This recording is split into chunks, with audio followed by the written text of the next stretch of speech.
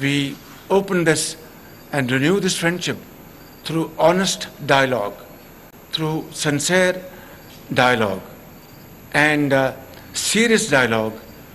I can tell you we will not go wrong.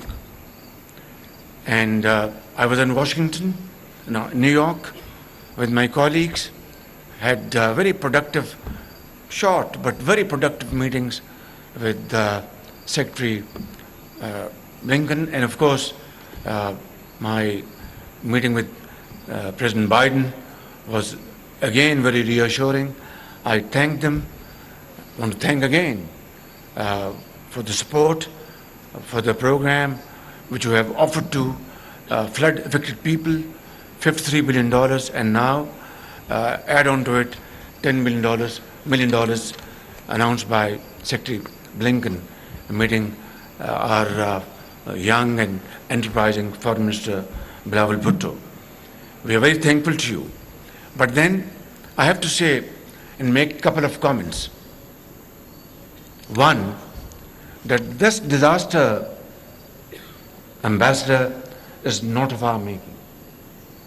We are a developing country, and you mentioned that United States contributed $32 billion to Pakistan in the past, which is correct. And I tell you honestly, without any fear of contradiction, that had we used these $32 billion in the right direction, properly, well planned, and properly supervised, we would have broken our begging bowl, honestly. But then there's no point in crying over the spilt milk. Let's move forward. We want to stand on our own feet through dint of hard work. We will burn our midnight oil. We will work untiringly. And this nation, Pakistani nation, is a very strong nation. People are very courageous, very brave, very hardworking. Our population is a mix of 50% male and 50% female. They are no more coffee-going folks. They are now very educated, very hardworking. They are bankers, they are scientists, they are teachers, and they are politicians. 2 politicians, 3, 4, 5 sitting in front of me. This is Pakistan, Islamic Republic of Pakistan, where there's complete freedom of action, and I think their contribution is not only valuable but extremely, extremely helpful. So what I'm saying is, Ambassador, United States is our biggest trading partner. You have been extremely kind, and your teams have come to Pakistan. The head of USAID, who just had her birthday, and I congratulated her and said many more such occasions. She was here, she went to the flood affected areas, she visited, and she was absolutely devastated. She said, Prime Minister, this is horrifying.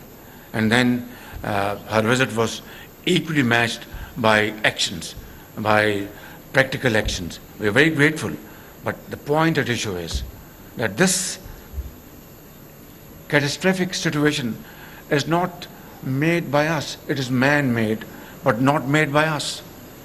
And as I speak, 4 million acre area where standing crop of cotton, rice, sugarcane, and date, all gone.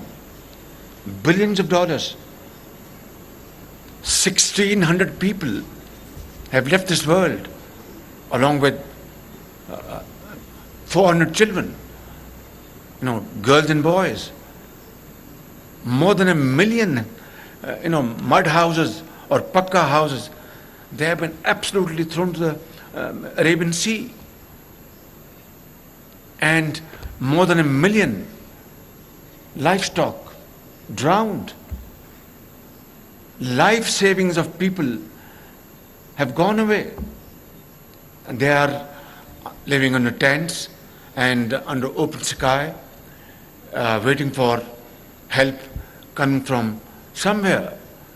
And it is our duty, moral duty, my political duty, my responsibility, my colleagues, my governments, all outfits, departments, authorities, institutions.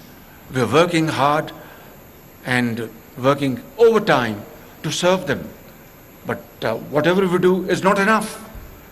The yawning gap between demand and between requirement and supply is widening by the hour. And this is the first phase. And the final phase has yet to come, phase of rehabilitation and reconstruction, and which Sherry Rahman Sahib always keeps on telling me it has to be, Prime Minister, resilient infrastructure, it has to be adaptive. And of course she's right. And that costs money. There's no free lunch.